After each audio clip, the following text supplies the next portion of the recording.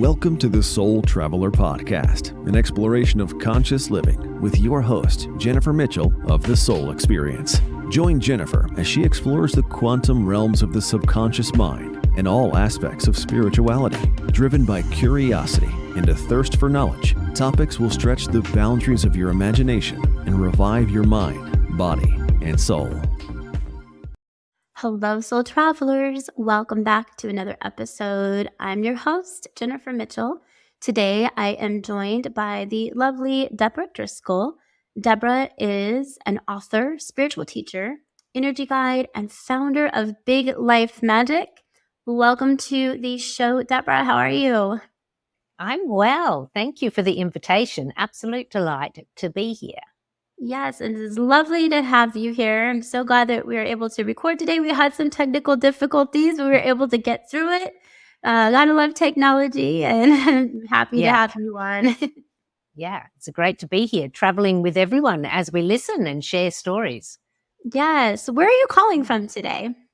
So I live on the island of Tobago, deep in the Caribbean, but the accent that you're hearing is Australian. That's what I thought. I'm Australian-American. So my father was Australian, my mother is American, and I was born in Australia. I've lived in many parts of the world. And before moving to the Caribbean, I was based up in New York City. Wow, that's a big change. Yeah. And now I've been connected to the island of Tobago for more than 5 years. And amazing. I love the Caribbean. We've traveled all around there, but I have to say I don't believe I've been to Tobago. Tobago is beautiful, in my opinion. I mean, it is my home now. It's a beautiful island. I just love technology, how we can connect so far across the globe, and it seems like nothing. Yeah, and it's in the immediate. I was talking to someone this morning about my connection to the island, and this is something that has come through really strongly, particularly in the last year, is part of my life here connected on the island is being deeply connected to nature. And so being here has absolutely expanded and deepened my relationship with spirit, my own intuition, like some of the things that I desperately wanted for years, that I thought I was chasing for years to try to get to that edge or to deepen my spiritual practice in a certain way. It's like that's what happens here. Because this island is small, it's quiet, it's beautiful. I'm surrounded by the Caribbean Sea and the Atlantic Ocean. And so I feel not only great privilege to live here, but it also, like it is for me in the work that I'm doing now, it's a really great placement for me to be this deeply connected to nature. Yeah, it's like polar opposite from New York City. And I kind of just had an aha moment when you're talking about that. And it's like, oftentimes we are chasing this connection that we want to have, a deeper connection with ourselves and spirituality. And I think that a lot of that is so bogged down by society and life. And maybe, I live in Las Vegas, is a pretty big city. And getting out more in nature makes so much sense. Yeah. And it's so interesting, isn't it? Sometimes we chase what we're after, but actually what we need to do is stop, like to do less or to simplify rather than add more. Yeah, that's Deborah. I'd love to get to know you better in real time. Tell us, who is Debra Driscoll? So I am, as shared, I am a spiritual teacher and an energy guide. And over the years, my work has been on its own soul traveling journey, really. And so for many years, I worked in different healing modalities and also worked with communities and organizations around applying storytelling and change management and like deepening connections. So in lots of different ways, worked with various different communities and also worked with different individuals and learning everything I could learn about spiritual practice and healing modalities. And then 10 years ago, or just over 10 years ago now, my whole world unexpectedly shifted with the unexpected death of my 10-year-old son, Sage Joseph. So I was a single parent raising Sage. He was 1 month shy of his 11th birthday. And on the 3rd of April, I woke to a new day and Sage did not. And he wasn't unwell. There was no diagnosis for anything. It was just a complete 180 shift in my whole world. Okay. And so I went from being a single parent to a grieving mother. And that's the massive, I call it, in the work that I do with Big Life Magic, I believe we're all going to meet big life loss. And that's soul design. For me in this life, that is the biggest loss I will meet. And it has now shaped who I am and what I do in the world. Because after Sage's death, I connected to my curiosity and I was deeply curious, what is possible? Because I had been studying and learning about spiritual practice and how we heal, and deeply engaged in that work, not only for myself as a student and as a teacher, but also as in clinical practice.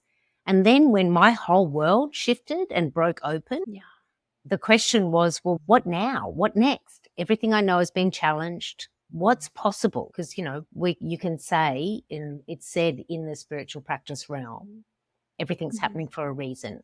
The universe always has your back. So my question after my son died is, well, how is this in my highest good? What's going on here? Yeah, I'm so sorry, to hear about the loss, and I can't even begin to imagine, as a parent myself with a boy, what that is like. And it's true that trauma cracks us open, right? Yeah, it really does. Definitely, and I hear that time and time again, with my clients and people I have on the podcast, that when we awaken or we go through this huge life pivot, it's usually the catalyst is trauma. Yeah. That's what I call the big life loss. So in my work, I say that we can meet one of the 4 Ds of big life loss. Because I don't think it's just about somebody we love died. That gets a lot of attention in the grief transformation realm.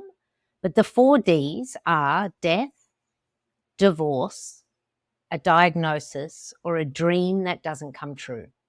And I believe if you have a beating heart and you're connected here, earthbound, doing your work and evolving your soul and getting busy doing your things, you will meet one of those 4 Ds, if not more than one. And I also believe it's soul designed. Absolutely. I definitely agree with that as well. And I do find that a lot through my work too. I do the quantum healing hypnosis and work in the deepest realms of the subconscious mind with my clients. And we connect with this space where the subconscious resides beyond this realm. And we ask, I often will ask, the questions about, that the clients have, which are usually why did this happen? Or why did that happen? And exactly what you said, it's because it was part of the soul's purpose or the soul design, or we had this contract prior to coming into this lifetime. We had agreed to this or that. Yeah. And it can be hard. It's a bitter pill to swallow sometimes. And it doesn't make it, I don't think it necessarily makes it easier or takes the pain away when we can have this framework of understanding that it is actually by design, but it can also give some meaning.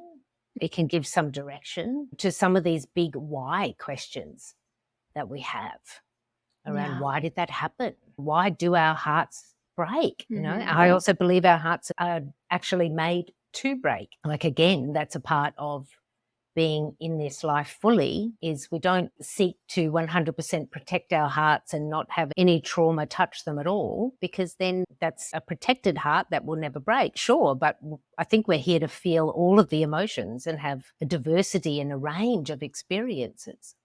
Yeah, that's what the human experience is about. I mean, we come here to experience humanity, and this life has so many ups and downs. It's so many emotions, anger, sadness, heartbreak, joy, love. I mean, that in its essence truly is the human experience, to feel the full range of emotions, no matter if we want to feel them or not. And I find that so many people, close down and they try to shut down or block these different emotions from happening. I find that in my work, and it manifests, as illness or pain, because maybe we're scared to feel those emotions. They can be heavy sometimes. Yeah, and it is scary.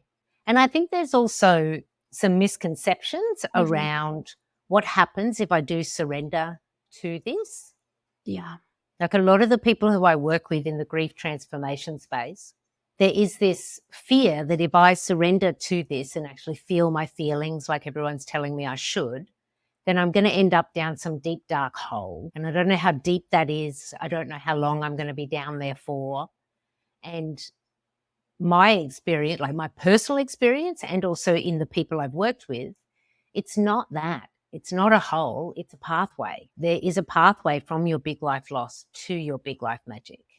And that's why we're invited to surrender into it, to these feelings, and to say yes to the process, because it's this pathway through so that we can have this opportunity to repair our hearts, which in turn supports them to get stronger, which then creates more capacity for us to feel all of the emotions of the human experience and kind of like level up in what we're here to experience. And one thing that I've found is when we experience these emotions and we do go down, and I love your analogy, it's not a hole, it's a pathway. But when we go down that pathway, often on the other side, we have an unexpected gift or activation Absolutely. that happens. Absolutely. Yes, and I love to talk about that because I know that you work with spiritual activation as well, and you help your clients with that. What does that look like as far as like the scope of your work?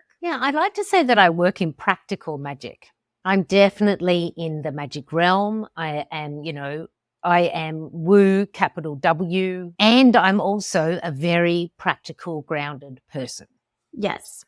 So this was part of my experience in my own grief journey. I was like, okay, everyone's telling me to feel my feelings, but where's the guidebook? Like, how do I actually do that?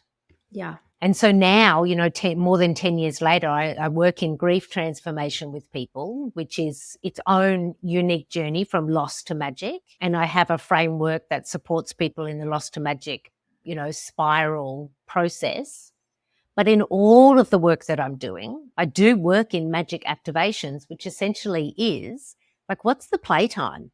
What's the 1, 2, 3, the how to? Mm-hmm. So that when I'm working, whether it's somebody who's working one-on-one with me, like they've sought me out to be their intuitive guide, or whether it's someone who is inside the Big Life Magic Makers, which is the virtual community where people gather together from all across the world because they're wanting these magic activations. They're wanting to activate their own big life magic. And essentially what I'm working in magic activations is creating the scaffolding and the framework for people so that they can take this idea of spirituality and make it real, make it manifest, and actually work through the process themselves to be able to either turn up the volume on their intuition or understand vibrational alignment for manifestation, or tune their life and also their emotions or what they want to manifest to the moon. It's like, I think that there can be a lot of talk about how wonderful that world can be in manifestations or moon magic or being intuitively led. And I think that is beautiful. That's the woo with the capital W. Yeah. But I'm also the magic maker, the spiritual teacher who's turning up and says, well, why and how, which is a large part of what we do inside the membership. Like, we get down and dirty and we're making it happen. I love that. When we talk about intuition, I know so many people want to be able to be more in touch with their intuition. And what tips could you maybe share with listeners who are wanting to expand on their intuition? I think this is an excellent question. First thing I want to say is everyone is naturally intuitive. Absolutely. I agree. It's not that some other people are more than others, et cetera, et cetera. Everyone is naturally intuitive. And it's about like tuning in to your intuition. So it's all about the tuning. So the first thing is give yourself full permission to be intuitive. I am intuitive, number one. Yep. And then number two, stop trying. Stop trying to be intuitive. It's like also the same with when I'm teaching meditation. Whenever we try to meditate, we're just creating resistance. It doesn't necessarily help. Yeah. So for intuition, I like to let people know, well, you probably need to relax a little bit. It's through our body that we receive messages and sensations through our intuition. It's not necessarily through our thinking or our trying hard.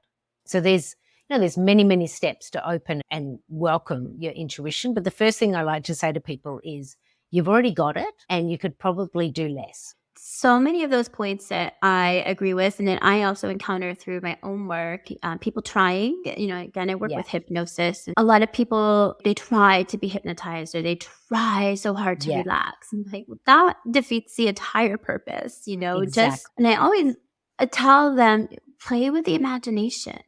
Because the imagination is the creative realm. You're not trying to do anything. You're free. And when we're free, we're relaxed. And sometimes people struggle with relaxing. And when we find, and I say, just like you're going to sleep or to take a nap, and then they find that, they're right into hypnosis or they're able to meditate when they finally just surrender. And that's so true as well with the intuition. Instead of trying to be intuitive, just sit back and allow. Yeah. And then again, that's not the easiest thing for all humans to do. Yeah. Just to be told, well, just sit and relax and allow. It's like if you're not actually used to that, if that's not your normal rhythm, that's not where your vibration is at, it can actually be deeply uncomfortable. So again, I go back to, I'm all about, let's be practical. How do we actually do this? So a couple of months ago in the Magic membership, we did a 5-day intuition activation. So over 5 days, every member received an audio activation from me. This is like what turns up in their inbox, and they get to listen on their morning walk or on, doing their own morning practice or at their lunchtime, whenever. And each day was around that kind of opening up and unpacking, that trying less. And so over the 5 days, we actually worked on creating the scaffolding, creating the steps with how do you actually do this? Because if you want to open your intuition, if you want to open that channel and turn up the volume, it is about relaxing and trying less.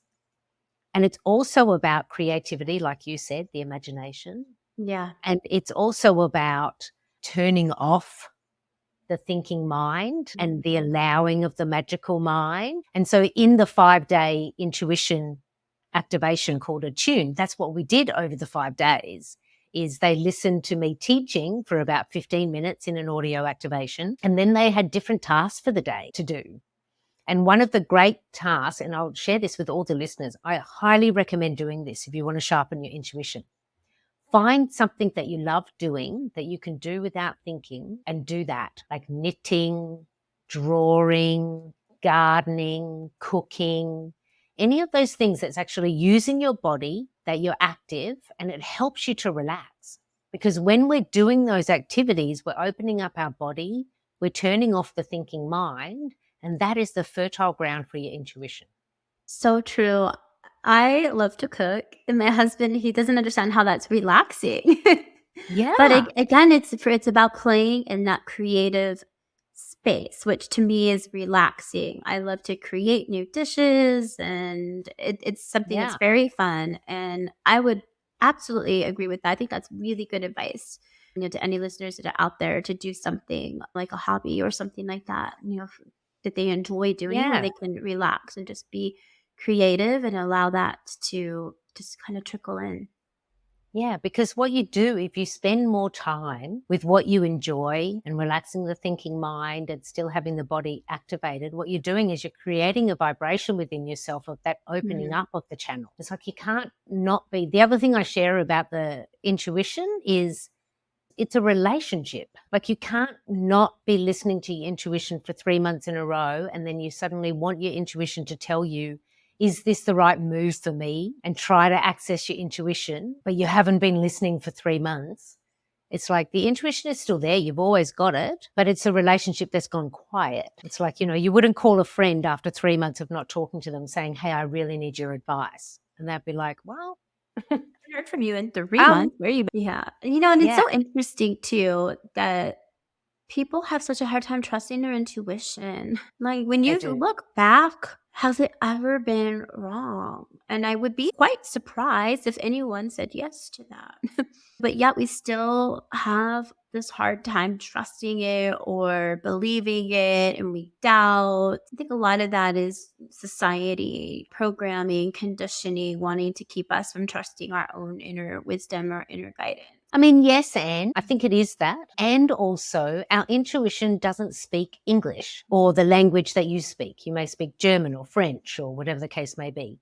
Our intuition is going to speak through synchronicities, body sensations, give us like nudges or symbols. And sometimes our intuition is telling us something before it's happened. Yeah. So to us, it doesn't seem to make sense in our thinking mind. It doesn't seem to add up. But something else I do like to teach is it is absolutely impossible for your intuition to lie to you. It is technically impossible because your intuition is the voice of your soul and your spirit. Yeah. And it can't lie. It is telling the truth. We just don't always like the truth that it's telling us, or sometimes we can't interpret because we've forgotten how to read that language. Something that you just said, which is so true, is that the intuition is the soul. And again, with my work, we connect with the deepest part of the subconscious, which I say subconscious because it's a little more digestible, but essentially it is the soul. It is the intuition. Yeah. It's the exact same thing. Soul, intuition, oversoul, higher self is all the same thing. And so when we connect with that and it gives advice, Deborah, I'm shocked that sometimes people don't believe it. Yeah. And I say, like, your higher self, your intuition, your soul is not lying to you. It's not going to trick you or misguide you. But I do find that sometimes people are resistant. Maybe it's not the message that they wanted to hear when they listen back to the recording, because we audio record everything. And while they're under hypnosis, maybe they play it back and it's not what they thought would be said or what they wanted to hear or the outcome they wanted. But I do find it interesting, to your point, how many people do think that, like, that they don't trust it or that it's out to maybe deceive them or something. It's interesting. Yeah. And I think it goes back to that relationship. Yeah. Like if you don't have a long-standing relationship with your own spirit and with your own intuition, it is like a stranger's just turned up to tell you something. So right? True. That's a big point. And so yeah. it is. It's like a part of being human is we work towards staying safe. What's going to keep me safe? And if it is something that you don't have a safe relationship with, then yeah, a part of your role as a human is to question it. Yeah. And this is why, like in my work, I say a lot to people, like I say this all the time, you are the magic. It is not something that is outside of you.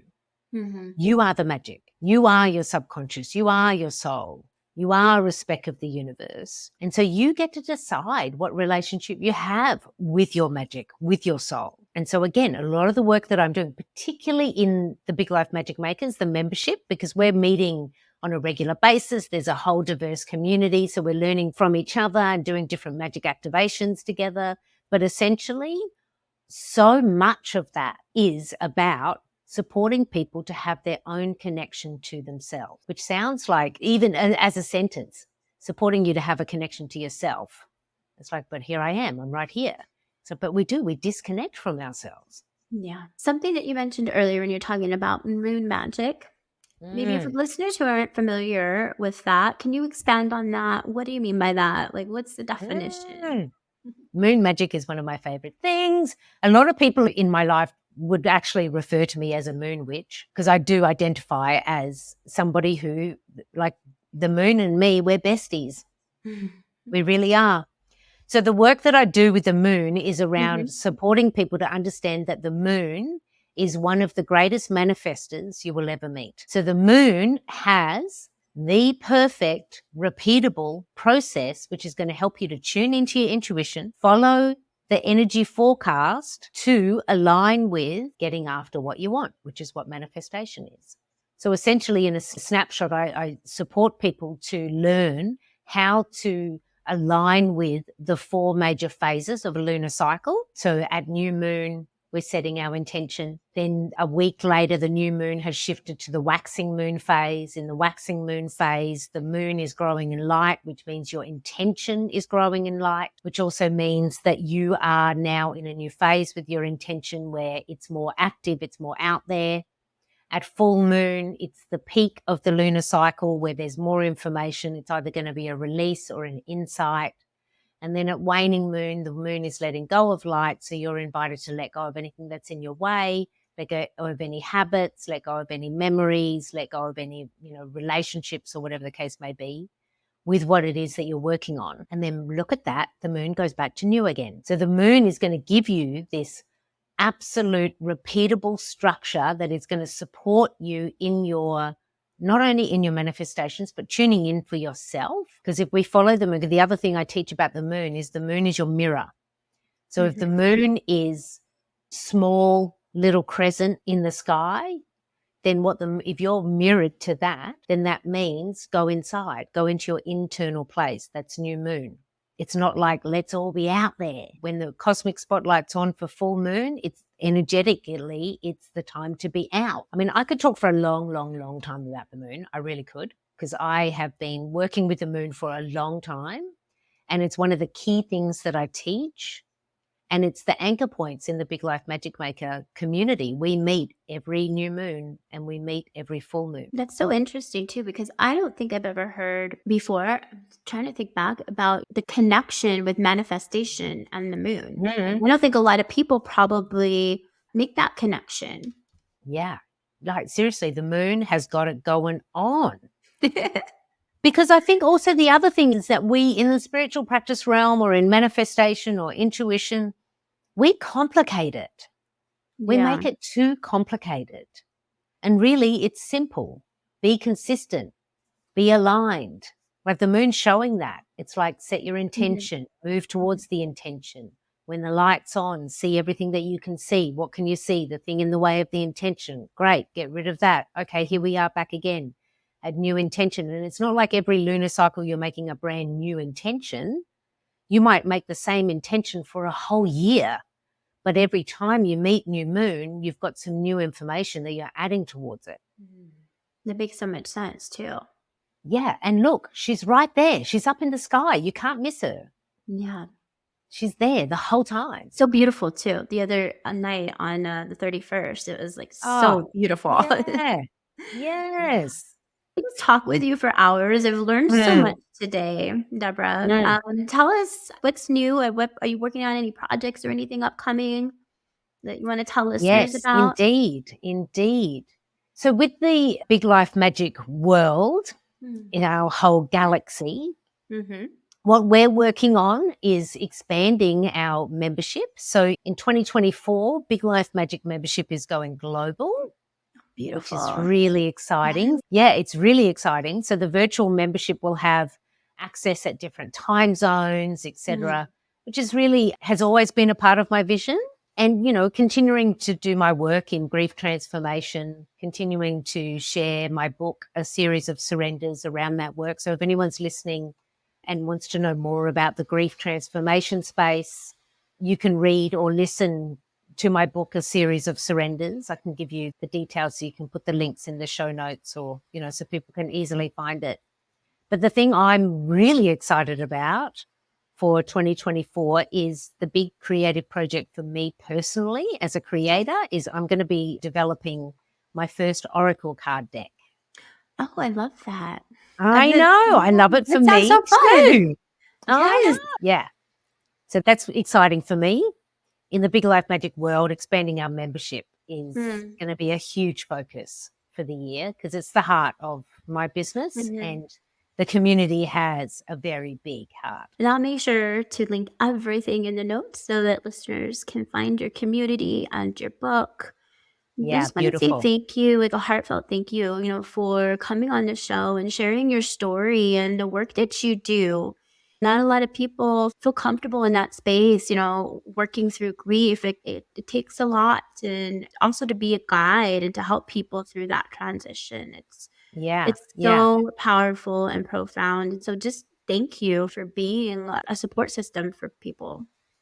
Yeah, and gladly so. Like it sounds weird to be, I'm happy to be the grief guide, but I'm happy to be the person who I was seeking 10 years ago, the person I couldn't find. And there's a lot of magic in grief too. I like bringing people into that space. Of when you come through to the other side. Yeah. Yeah. Yeah. Well, Mm. Deborah, thank you again for coming on the show. Welcome back anytime. And it's been lovely chatting with you. And to our listeners, thank you for tuning in, and we'll catch you next time. Bye for now. This podcast is brought to you by The Soul Experience, Quantum Healing Hypnosis.